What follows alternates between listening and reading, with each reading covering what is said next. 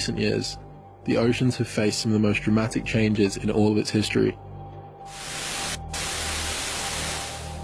But to really begin understanding how vital the oceans are for life on Earth and how we as humans are impacting it, we have to start looking at some of the smallest organisms that live there, phytoplankton.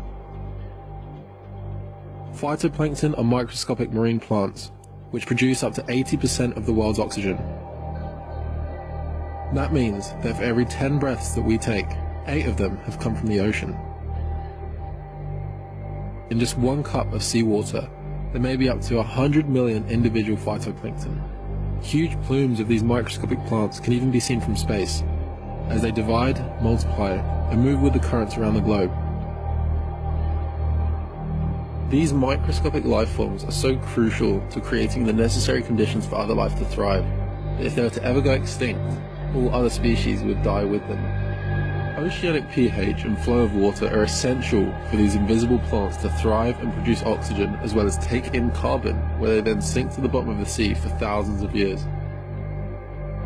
They also happen to be the primary food source of small marine animals and form the base of the marine food web, which has a knock-on effect on larger predators. In other words, the healthier the oceans, the more phytoplankton there will be, and the more phytoplankton there is, the more sea animals there can be. One example of this symbiotic relationship is with whales. Their diet consists of fish, krill, plankton, and other small marine animals, and they often hunt in the dark depths of the ocean. But due to the fact they must return to the top of the ocean to breathe in air again, they end up bringing those nutrients back to the vital topsoil-like layer of the sea, where phytoplankton can then utilize the iron, nitrogen, and sunlight again. Blue whales, for example, defecate up to 3 tons into the sea every single day. Iron and nitrogen-rich fertilizer which provides food for the phytoplankton, which then provides food for the zooplankton, fish, and then ultimately the whales again.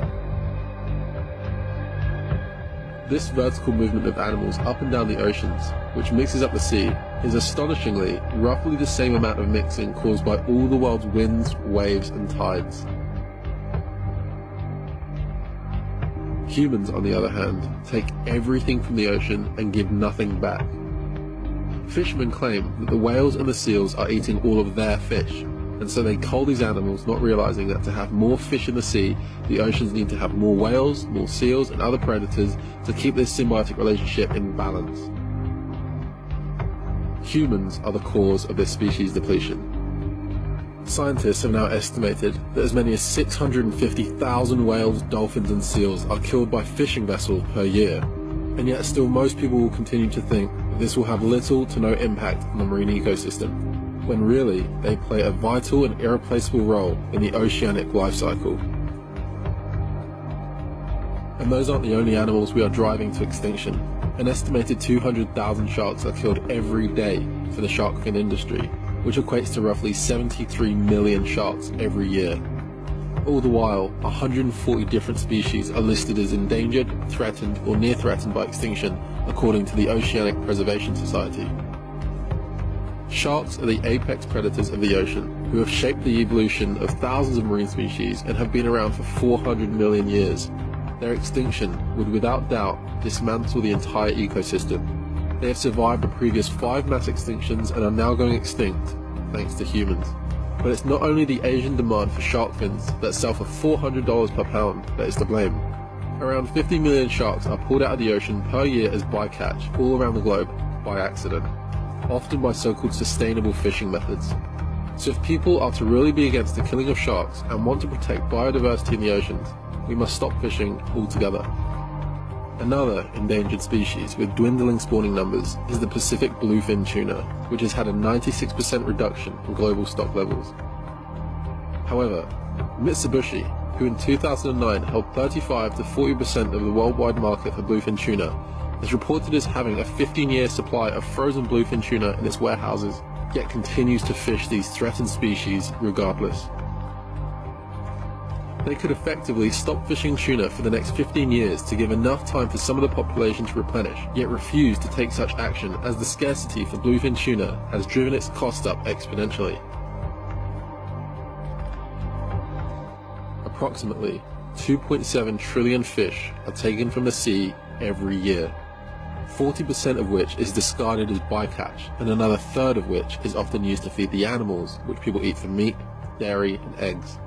In fact, so much fish is ground up into pellets and fed to livestock that pigs, cows, and chickens are now the world's leading oceanic predators, whilst the sewage that these land animals produce have created over 500 nitrogen-flooded dead zones around the world in our oceans, and comprise more than 95,000 square miles of areas completely devoid of life. So any meaningful discussion about the state of the oceans must always embrace as a priority frank discussions about land-based animal agriculture, which is the exact opposite of what virtually every conservation group like WWF and Oceana are doing. They are still hooked on the romantic notion of promoting sustainable fishing, which, although makes consumers comfortably unaware about the true exploitation and cost to the oceans and the animals, can never take away from the fact that leading environmental researchers and scientists say that sustainable fishing is virtually impossible when keeping in mind the overwhelming debt we already owe to the ocean. Out of all the species that humans take from the ocean, none is as devastating on marine animal populations as shrimping. Currently, shrimp make up about 2% by weight of the animals taken from the sea, yet make up for a third of global bycatch. In some cases, for every 1 kilogram of shrimp caught, up to 20 kilograms of other animals can be caught as bycatch in the process. Not only that, but since land-based fish farming has been on the rise in recent years, many vessels at sea are targeting so-called trash fish, which are made up from juvenile fish from environmentally important species, to then grind up into fish food. In this way, almost 4 tons of wild-caught fish can be used to produce just half a ton of shrimp, which ends up in the supermarkets and restaurants across the US, Europe, and Asia.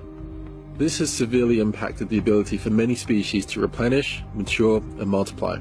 The knock-on effect of this devastation is almost never-ending. In some regions of the world, such as Southeast Asia, the oceans are so exploited that although fishermen are working several times harder than in the past, they are catching fewer and fewer fish. This is especially the case in Thailand, where fishermen are catching 14% of what they used to 50 years ago. This has led to a loss of profits, increase in illegal fishing in marine sanctuaries, persistent fishing methods that allow no time for spawning, and also resulted in large rates of slave labour as young men and women are kidnapped on land, drugged, beaten unconscious, and taken on ships where they may be forced to work relentlessly for years, so as to reduce the cost of the operations for the criminal ship owners. This is shocking to know, seeing as around 33% of fish are coming from developing countries, where not only is regulation of fishing practices and working standards almost non-existent, but also happen to be in regions of the planet where endangered species reside or migrate to. Large-scale commercial fishing kills vast amounts of fish and also destroys many ocean habitats. Bottom trawling has been linked to mass deforestation, as marine researcher Brian Brett states. Imagine if you used a fleet of tractors to drag 30 tons of gear over a 150-meter wide swath of land for most days of the year. You would wipe out the new forest in a few months and the rest of the countryside not long after that.